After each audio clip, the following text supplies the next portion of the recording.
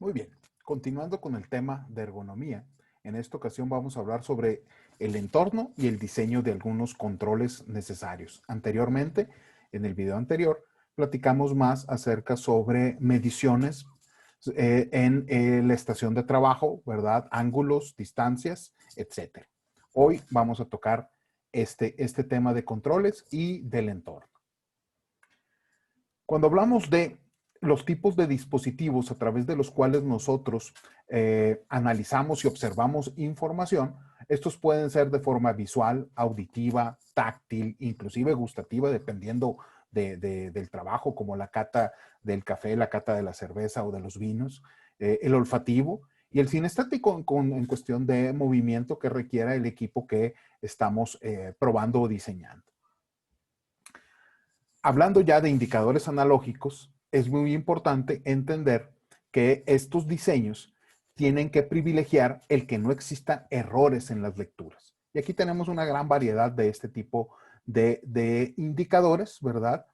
Donde la gran ventaja es que nos representan una escala, nos dan una visión de todos los valores que se podría tener en la variable que estamos analizando y el nivel que estamos alcanzando. Por eso es muy común que se sigan utilizando los indicadores analógicos. Aquí tenemos ejemplos de buenos y malos diseños, ¿verdad? Algunos de estos los hemos visto en cuestiones analógicas. Del lado inferior izquierdo tenemos el típico de nuestro automóvil, ¿verdad? Por un lado las revoluciones del motor, por otro lado el velocímetro. Eh, especificados las diferentes medidas, alcances, zonas de peligro, especificado la unidad de medición, aquí revoluciones, pero en miles, aquí millas por hora. En el ejemplo de arriba, pues no podríamos distinguir con mucha claridad, ¿verdad? Por ejemplo, del lado de la velocidad, ¿verdad? Los diferentes subniveles entre los valores principales. Del lado derecho, que es el que nos pone las revoluciones, ¿verdad? Es bien importante determinar de qué lado va a estar, ¿no? Desde indicadores como estos, desde qué lado están las revoluciones, desde qué lado está la velocidad, los niveles intermedios para poder tener una medición más exacta, hasta cuestiones tan sencillas como los indicadores, por ejemplo, en el caso del automóvil, de qué lado está el tanque de gasolina, ¿no? Estamos acostumbrados a que nos pone una flechita aquí al lado del tanque para indicarnos de qué lado está. Del lado derecho tenemos el ejemplo de los controles de una fotocopiadora, donde muy importante saber el significado de cada uno de los botones, ¿verdad? Que quede claro. Los colores muchas veces nos transmiten información. Hay veces que utilizando colores neutros como estos que están aquí, un amarillo clarito, un azul clarito, no nos transmiten el tipo de botón, ¿verdad? Y sobre todo la información que me está proporcionando, ¿no? Con cuál ejecuto una copia nueva, con cuál no. Muy bien. En cuestión de recomendaciones, ¿verdad? Con respecto a las pantallas, podemos mencionar que el borde superior a la altura de los ojos. Por eso, por ejemplo, ahorita lo que nosotros estamos haciendo, observando nuestra pantalla hacia abajo, es incorrecto. Tendríamos que subir nuestra pantalla, ¿verdad? A la altura de nuestros ojos, ¿verdad? Y esta sería la posición más cómoda. Cuando usamos una laptop, como es el caso de la gran mayoría de nosotros, eso genera un problema porque sí, podemos elevar, como lo hice yo ahorita, momentáneamente la altura de la pantalla, pero el teclado ahí entra en conflicto. ¿Por qué? Porque ahora nos lo pones acá, ¿verdad? Y entonces entra una serie de problemas mismos que podrían solucionarse si usamos otro tipo de computadora o diseñamos un implemento, ¿verdad? Que permita mantener la altura y mantener el teclado en una posición que nos permita hacer una escritura sin necesidad de dañar nuestra muñeca, como lo vimos la clase pasada, y los ángulos que ésta soporta y la tensión de la misma. ¿Ok? Eh, Entre el operador tiene que haber como mínimo unos 50 a 60 centímetros de la pantalla, ¿verdad? Como mínimo esa es la distancia a la que tenemos que estar. Eh, el local siempre tiene que estar iluminado.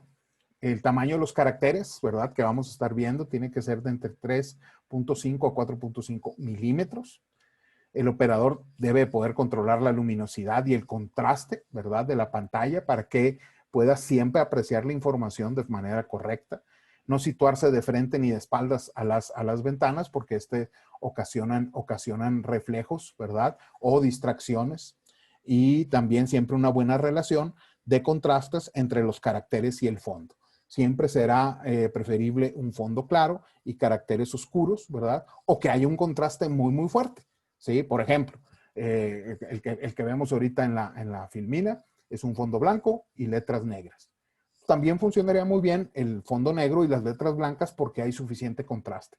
El problema es cuando usamos tonos como los amarillos o los verdes, ¿verdad? Con un fondo blanco, porque se pierden porque casi no hay contraste. Y también ahí hay otras recomendaciones con respecto a las alturas, a las proporciones de los caracteres, pero estos aspectos que acabo de cubrir son los más importantes. ¿Qué tipos de controles? Pues hay una gran variedad, ¿verdad? Teclas, pulsadores de pie, interruptores de palanca, perillas, pedales, teclados, etcétera, etcétera. Lo importante es que sepamos distinguir aquel que nosotros requerimos para la tarea que estamos diseñando. ¿Sí? Por ejemplo, aquí con imágenes, pues entienden un poquito mejor el tipo de botones, perillas, ¿verdad? Manivelas que requerimos para cierto trabajo. Muy bien. ¿Qué tipo de compatibilidades tiene que existir con los controles? La primera es la espacial, ¿verdad? Que analiza los espacios y las geometrías. La de movimiento. La de conceptual o cultural, ¿verdad? Que tenemos que considerar dependiendo de el país donde estamos, la región en el mundo donde estamos, entender ese tipo de cosas. Y la compatibilidad temporal, que tiene que ver con los tiempos de estímulo, de uso del control y la recepción. Vamos a ver algunos ejemplos de esto. Aquí estamos viendo la compatibilidad espacial. Del lado superior izquierdo tenemos una serie de controles, ¿verdad? Donde todos están a la misma altura. Y del lado derecho, en la alternativa número 2, vemos que los botones o los controles de abajo varían en cuanto a su altura. Ahí evidentemente, si nosotros estamos en un accionar constante, la alternativa 1 puede generar más errores porque todos los controles están al mismo nivel y entonces de pronto podemos tocar uno en vez del otro, ¿verdad? Porque están al mismo nivel y la distancia es poca, entonces de pronto puedo accionar el segundo botón cuando yo quería accionar el primero. Sin embargo, en la alternativa 2, al haber variación, es muy fácil identificar el botón que yo quiero accionar y aplicar. Además de que en la alternativa 1 no podemos distinguir acerca de el botón a qué display se está refiriendo. Mientras que en la 2 hay una diferencia que nos permite ver qué botón corresponde a cada una de las carátulas. ¿Bien? Entonces, esto sería la compatibilidad espacial que nos hace referencia entre los botones y los controles. Aquí hay ejemplos de buenos y malos diseños. Por ejemplo, los del lado izquierdo son estufas, hornillas, donde, si se dan cuenta, en el caso de arriba, los botones están detrás de las hornillas. Entonces, si yo quiero accionar una segunda, una tercera hornilla cuando ya tengo una encendida, pues hay un riesgo de accidente en ese caso. Mientras en el segundo caso, están perfectamente identificados, están alejados de las hornillas, no hay problema con que haya un accidente a la hora de accionar uno de los botones y también podemos identificar cuál es el control de cada una de ellas, mientras que en la opción de arriba, además del accidente, no es fácil identificar cuál botón acciona a cada hornilla. En el caso derecho es una grabadora de estas que existían en el pasado, que tenía para cassettes y para CDs. A lo mejor estoy hablando de cosas que ninguno de ustedes ha visto. Espero que los CDs por lo menos sí. Pero ahí el problema es lo siguiente, ¿no? ¿Dónde está ubicado cada uno de los equipos y dónde están sus botones? Tenemos el CD player en la parte de arriba y los botones que tiene ahí inmediatamente a un lado son los de el cassette. Mientras que el cassette está abajo y los controles del CD están arribita de donde está ubicado el cassette. Entonces ahí pues hay una gran posibilidad de confusión con respecto a lo que tú quieres hacer. Si quieres accionar los botones del CD, quizás te vayas a equivocar y acciones los de el cassette. Aquí está la compatibilidad de movimiento, es bien importante, es algo que a lo mejor ya tenemos preprogramado en nuestro cerebro, o sea, hacia dónde queremos mover las cosas para que se incrementen o se disminuyan los niveles en el control, ¿sí? Cuando movemos hacia la derecha o hacia arriba es para incrementar, a la izquierda y hacia abajo es para disminuir.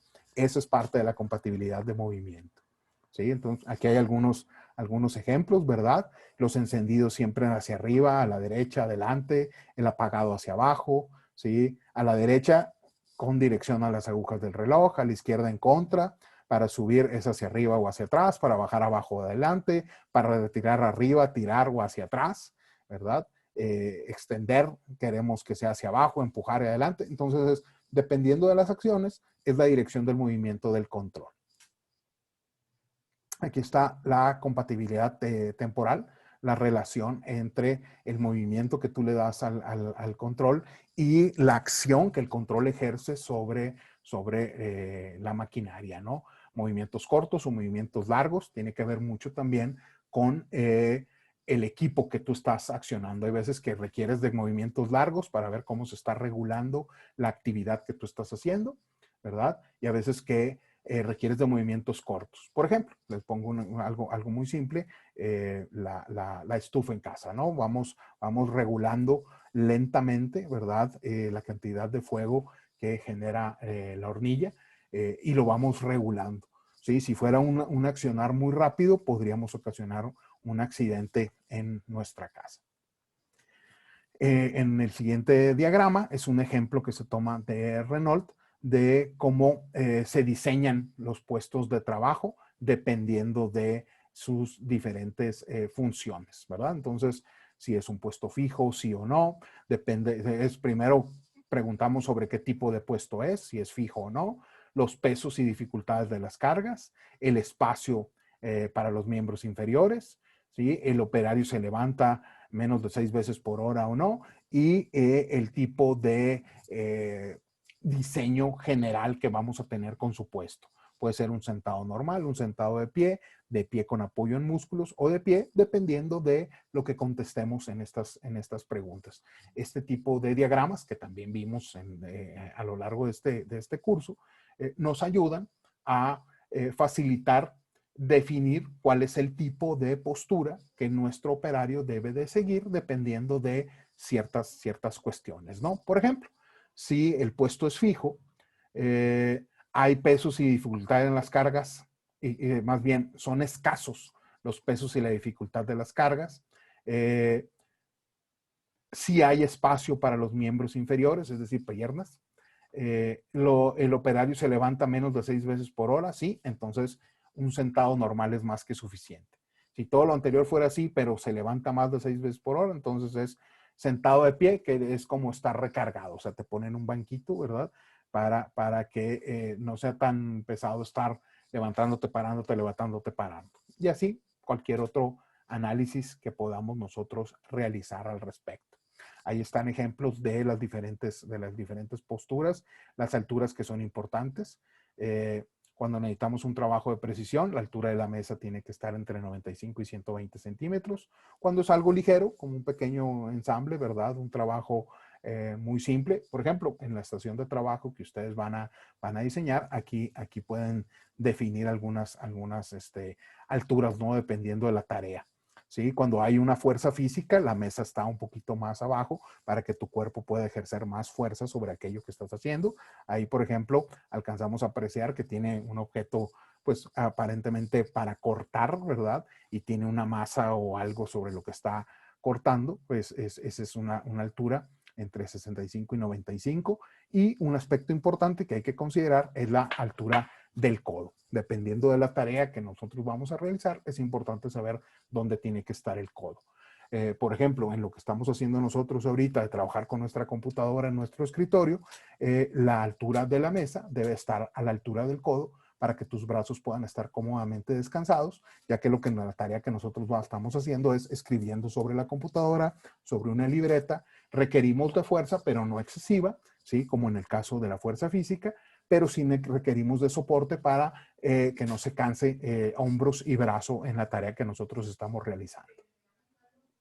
Aquí está ejemplos de manejos de cargas y la columna vertebral. Cuando nosotros vamos a manejar cuestiones pesadas, vamos a estar levantando cosas, cargando cosas, es bien importante saber con qué vamos a hacer la fuerza.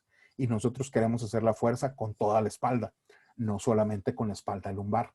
Cuando lo hacemos de manera, como ya lo hemos analizado en algunas otras figuras en esta exposición, simplemente flexionando la espalda de forma de ángulo recto, ahí estamos afectando nuestra espalda lumbar, y lo que ocasiona realmente es una contracción entre los discos de la columna, que puede haber una lesión en la misma, ¿sí?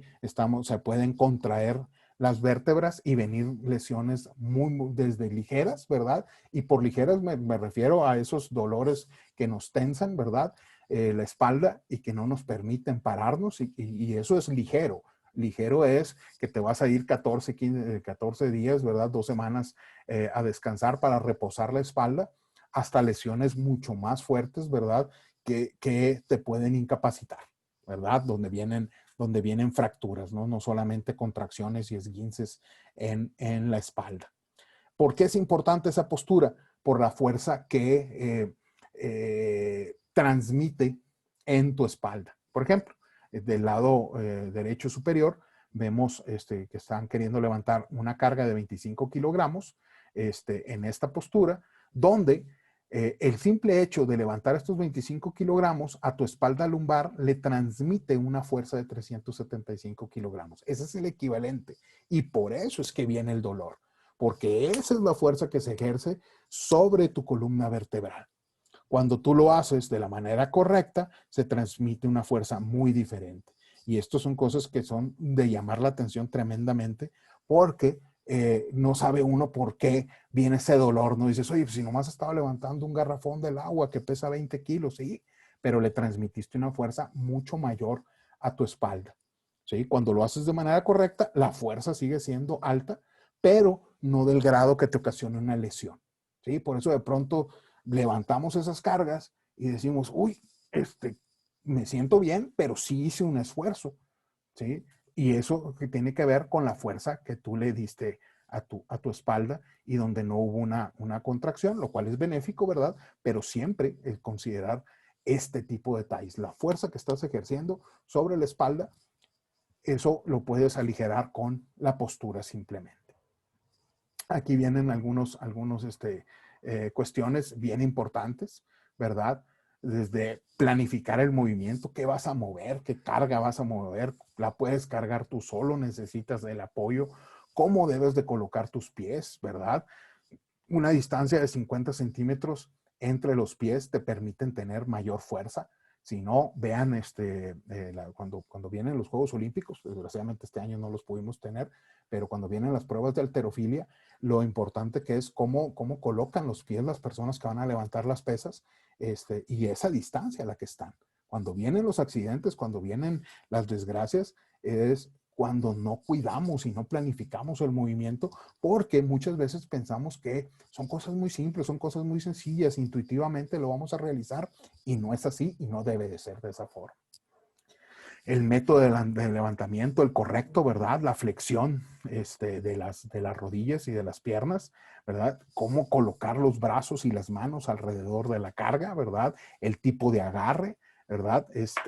el cómo el brazo flexionado o el brazo extendido, cuál tiene que ser mejor. Cuando lo vas a levantar tienes que tener los brazos flexionados. Cuando lo vas a transportar muchas veces es mejor el brazo extendido. Les pongo un ejemplo muy simple, las bolsas del supermercado, ¿verdad? Si las llevan ustedes con los brazos flexionados, están haciendo una fuerza mucho mayor que si las llevaran con los brazos extendidos. Se cansan, sí, pero soportan más tiempo ustedes realizar esa carga, ¿no? Hay veces que las distancias son pequeñas, ¿verdad? Simplemente del supermercado al coche, y hay veces que son largas, que nos tenemos que ir caminando, ¿verdad?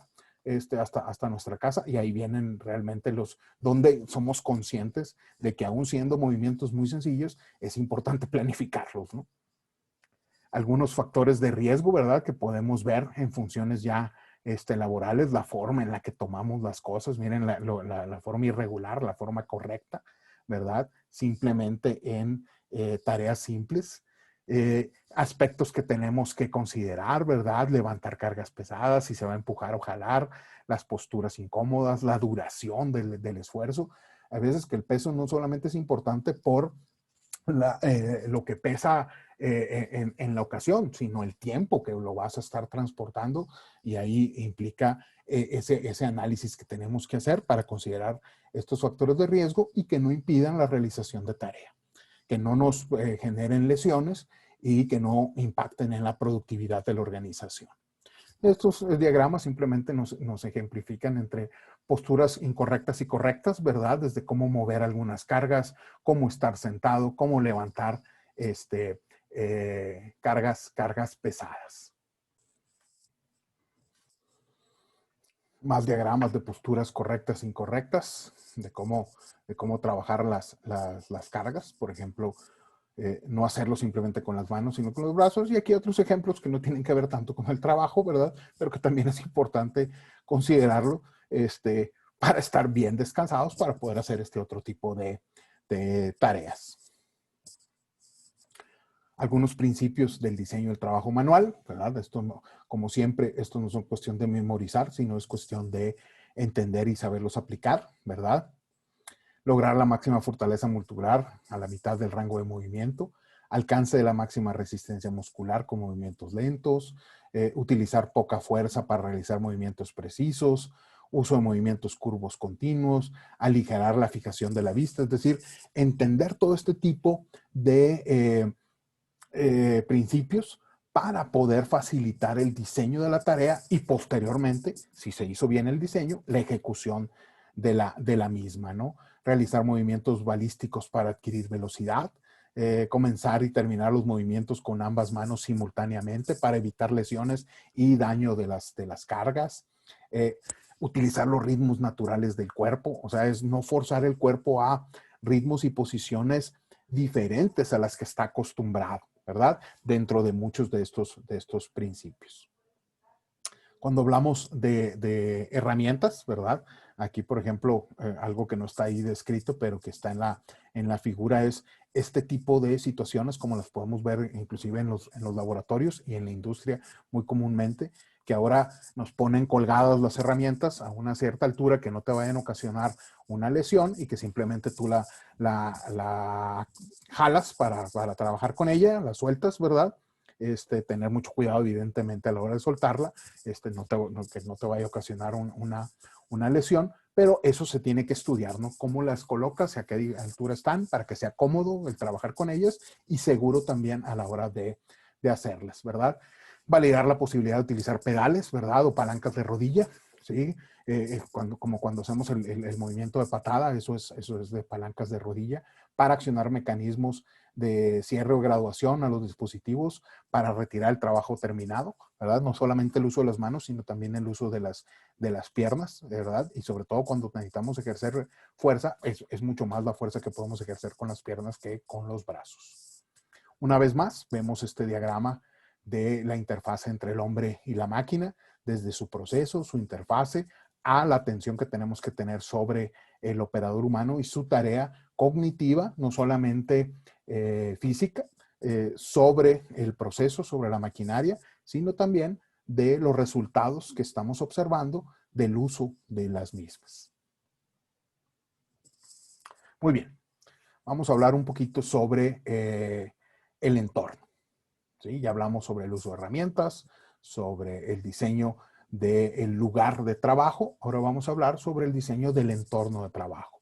Un aspecto muy importante que debemos de considerar es la cuestión del ruido, ¿sí? Y niveles de ruido que podemos aceptar o que no podemos aceptar. Vamos a empezar por lo más dañino, que es el quedarnos sordos, ¿verdad? Y eso empieza en tareas que generen ruido por encima de los 100 decibeles. Es tan peligroso, es más peligroso ese ruido que no tiene una frecuencia continua, sino que es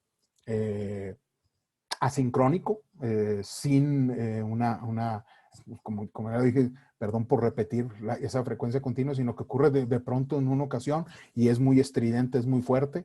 Esos daños pueden al oído de forma permanente, pueden ocurrir a partir de los 100 decibeles y ya si la frecuencia se repite, puede bajar hasta 90, pero ya esa frecuencia que de pronto no detectamos el daño porque pues es continuo, frecuente.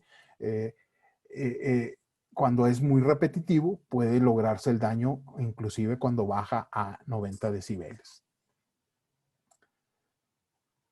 También hay que tomar consideración el trabajo intelectual muy penoso. Eso quiere decir que ya no puedes realizar tu tarea intelectual de forma correcta, ¿verdad? Desde los 60 a los 90 decibeles no se puede trabajar intelectualmente de manera correcta y por eso se califica penosa. Ese trabajo intelectual normal. Cuando nosotros tenemos un trabajo intelectual complejo, cálculos, ¿verdad? Funciones como el control de la calidad, el análisis sobre los datos, se puede presentar desde los 35 decibeles hasta los 80 decibeles, ¿sí? Y podemos tener una fase de no perturbación, ¿verdad? Pues evidentemente desde 0 hasta 60, pero siempre y cuando no se trate de trabajo intelectual, sino que sea trabajo manual.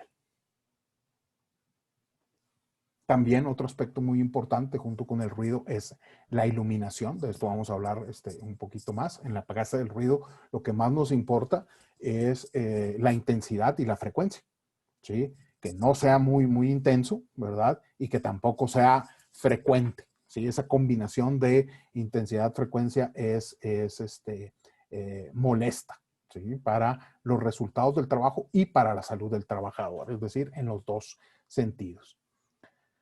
Cuando nosotros estamos hablando de iluminación, lo que nosotros estamos buscando es calidad en el entorno visual, es que tengas una iluminación lo suficientemente buena para que te permita realizar tu tarea y que sea segura, que te permita dar rendimiento y eficacia. Para eso es importante considerar 3 factores: la persona, la tarea y el nivel de iluminación, ¿sí? Para el operador, considerar cuestiones como la función visual, la adaptación, la acomodación, la percepción cromática. En la tarea, el contraste, la reflexión, el movimiento, los riesgos. Y en la iluminación, su nivel, su distribución, su color y su deslumbramiento. Analizamos a la persona y a la tarea para definir el nivel de iluminación, la distribución, el color y el grado de deslumbramiento que se podría permitir en una tarea, que normalmente va a existir, pero que hay veces que no es perceptible y no afecta a la tarea. Un valor muy importante es el nivel de la iluminación, es la cantidad de luz que incide en una superficie, misma que medimos en luxes. También otro aspecto es la luminancia o el brillo, ¿verdad? Que es la intensidad luminosa que refleja la superficie. Una cosa es lo que le llega y otra cosa es lo que refleja, ¿sí? Entonces expresa el efecto de la luminosidad que una superficie produce en el ojo humano y ahí es donde pueden venir las cuestiones peligrosas, ¿verdad? Se mide en candela por metro cuadrado, ¿verdad? La luminancia, mientras que el nivel de iluminación, la cantidad que llega, es en luxes.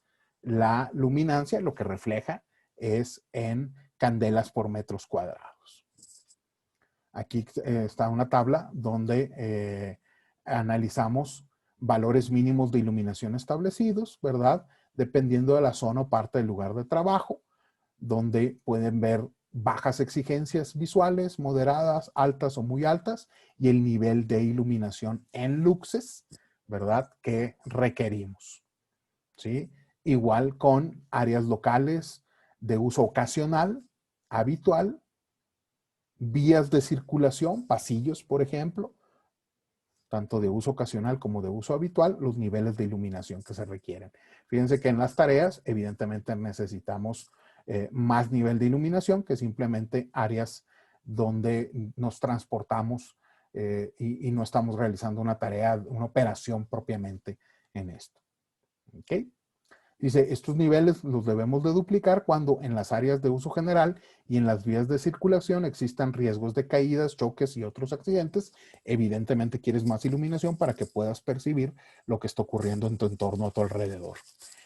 También en las zonas donde se ejecuten tareas, estas no en las de transporte, en las de tareas, si existen riesgos de cometer errores de apreciación visual o existen débiles contrastes de la iluminancia. Ahí se te recomienda la duplicación, ¿sí? Cuando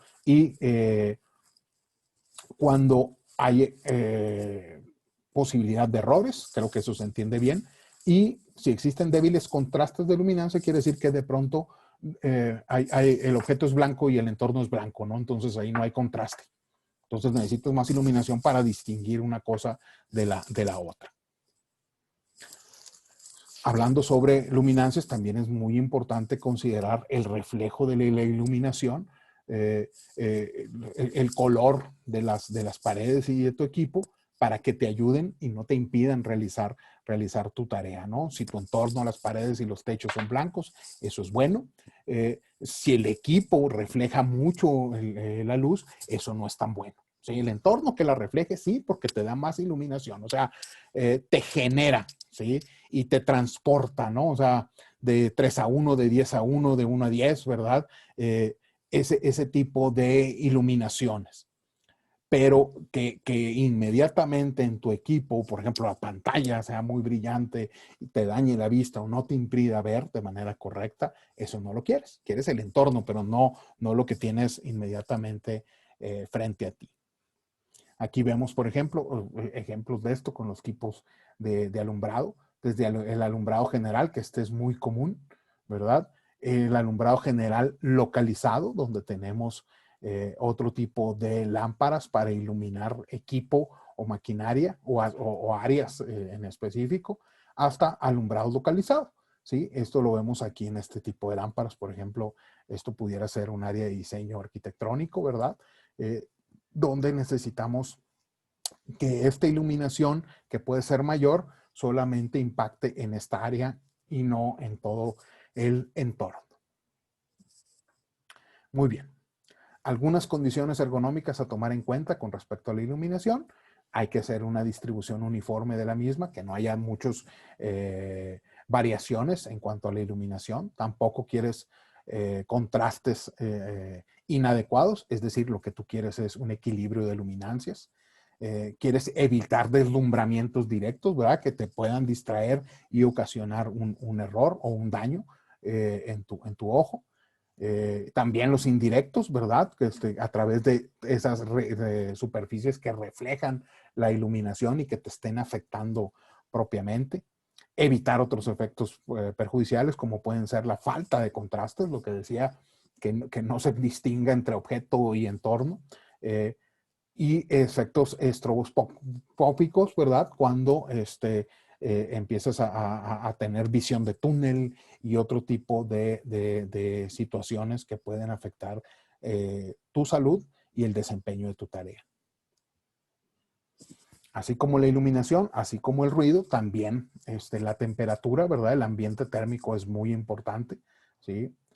Aquel estado de ánimo que expresa satisfacción con el ambiente térmico, ¿no? Eso es lo que queremos lograr, ¿verdad? Que no te distraiga, que no te impida tu tarea, que no te agote, ¿verdad? La temperatura del aire, la humedad del mismo, el tipo de la actividad, el tipo de ropa que estás utilizando, la velocidad del aire, la temperatura radiante media, que lo que tú quieres es que haya oportunidad de que tu cuerpo se adapte a la temperatura y que tenga un relajamiento gracias a la ventilación. La ventilación y la temperatura están completamente relacionadas, muchas veces por la naturaleza propia de la región donde estamos trabajando. Puede hacer mucho calor, por lo tanto necesitamos fuentes de ventilación que nos permitan brindarle confort al área de trabajo, pero siempre el confort adecuado dependiendo de la tarea.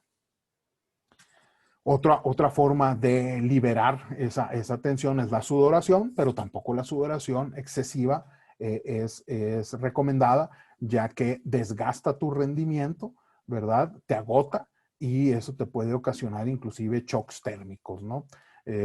Cómo es importante ese tipo de situaciones de balancear nuestra temperatura, nuestra sudoración y nuestro ritmo cardíaco, ¿verdad? Algo bien importante, lo que decía, la aclimatación, ¿no? O sea, es cómo te vas adaptando al entorno de trabajo, ¿verdad?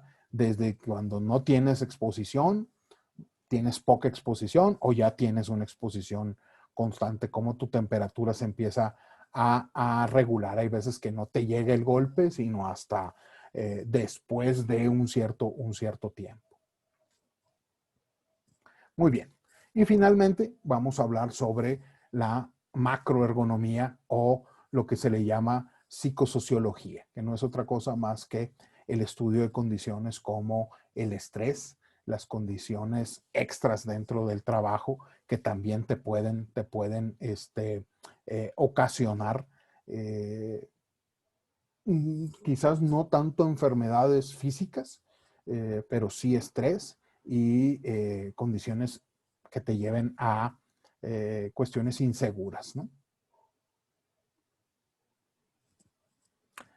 Hablando de factores de riesgo psicosocial, podemos hablar de los de la organización y de los del individuo. Cuando hablamos de la organización, estamos hablando de la misma, de cómo se organiza el trabajo y los procesos, las condiciones del entorno y la comunicación. Parece que no, pero afecta bastante el tener una buena o una mala comunicación con tus colaboradores, con tus empleados, con tus jefes. A nivel individual, ya las patologías que tú puedas tener, tu personalidad y las relaciones privadas, ¿verdad? Lo que tienes en casa, que de pronto te lo puedes llevar al trabajo y afectar ambos ambientes, ¿verdad?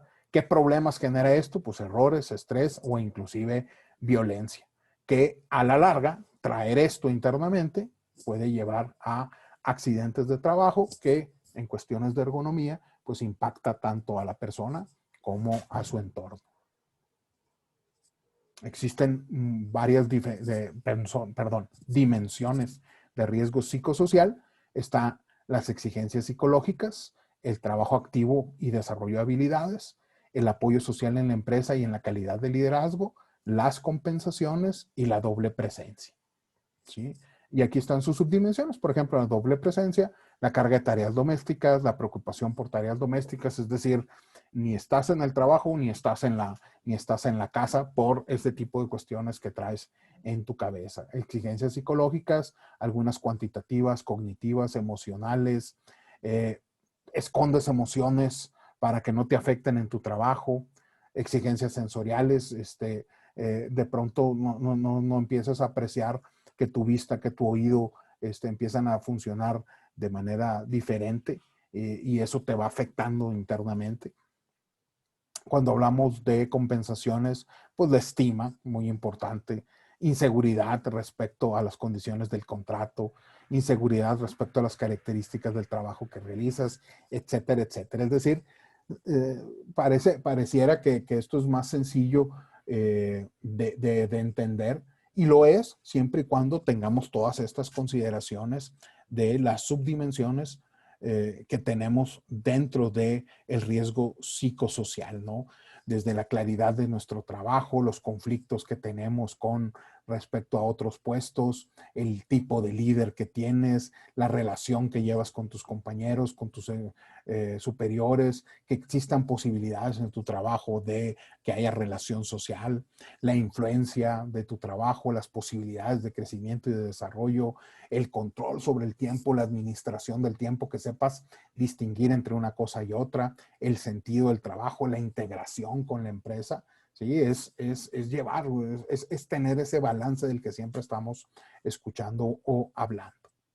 Algunos indicadores de riesgo psicosocial están por un lado los socioeconómicos, cuando la gente se ausenta, las horas anuales que trabajadas, los horarios atípicos, las tasas de rotación, los trabajos temporales, procesos judiciales, cambios estructurales, la organización propiamente del trabajo, la estructura de la empresa, los puestos, sus funciones, sus relaciones, etcétera, etcétera.